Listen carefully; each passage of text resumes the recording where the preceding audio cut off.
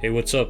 Unbiased Buckets here. Today I'm going to talk about the Brooklyn Nets and the Lakers so far this season. More specifically, what's up with them. Heading straight into it, both the Nets and the Lakers have been very underwhelming this season. Although some people may have seen it coming, most people didn't. As of the recording of this video, the Nets are 6-9 and the Lakers are 3-10. For two teams who are projected to be at the top of their conferences by most people, this is very disappointing. Although me personally, I expected the Lakers to be not so good, the Nets are a surprise to me. I mean, for God's sake, their last game was against the Kings and they lost by 32 points while letting them score 153 points. Although yes, there are factors like Kyrie Irving not being able to play because of his anti-Semitic comments, a team this talented still shouldn't be doing this bad. Although yes, Kyrie Irving is coming back soon, Kevin Durant has demonstrated his frustration by bringing down the rest of the team and bringing back up his trade request. Although this doesn't mean he wants a trade necessarily, it's still not a good sign. I do think that some of the earlier losses in the season weren't necessarily because of off-court issues, it was primarily because of a lack of good head coaching. And the Nets have tried to fix that by getting rid of Steve Nash and replacing him with their assistant coach, Jacques Vaughn. Although yes, this does help in the long run, this isn't really that good in the short run as Jacques Vaughn has to get used to being the head coach and managing all of these players' expectations and their egos. Continuing with the on-court issues, the Brooklyn Nets as constructed are just not a good defensive team, and I really think that's their major downfall, as shown by the aforementioned Kings game where they allowed 153 points to be scored. I mean, their only real consistent good defensive options are Ben Simmons and Royce O'Neal, which are not enough to carry a whole team defensively. And offensively, they have very similar issues. I mean, their only players that have consistently good offensive nights are Kevin Durant and Kyrie Irving, who hasn't even been playing the past 7 games. To show this, Kyrie Irving is averaging 27 points a game as the second leading scorer on the team, and the next leading scorer is Nick Claxton with 11.5 points per game.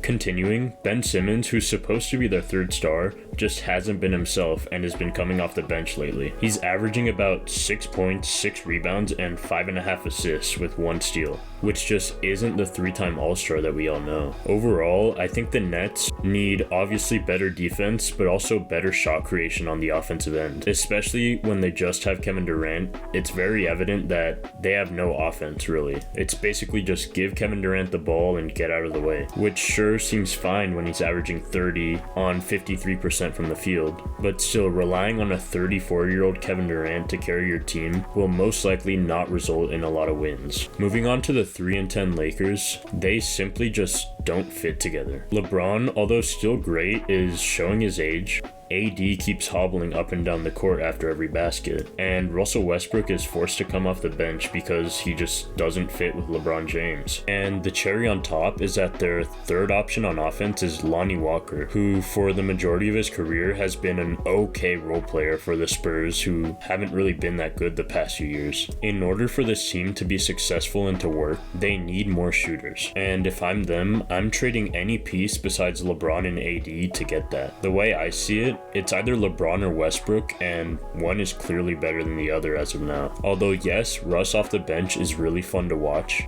I think trading him in order to have a more cohesive team is better than having him. This sucks to say because I am a Thunder fan, but it's the truth. If the Lakers truly want to contend, they must get rid of him.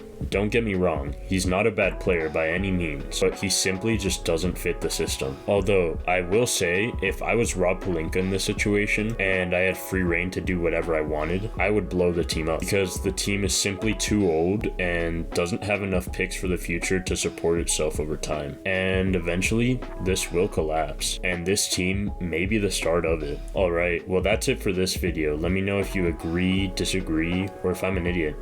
See ya.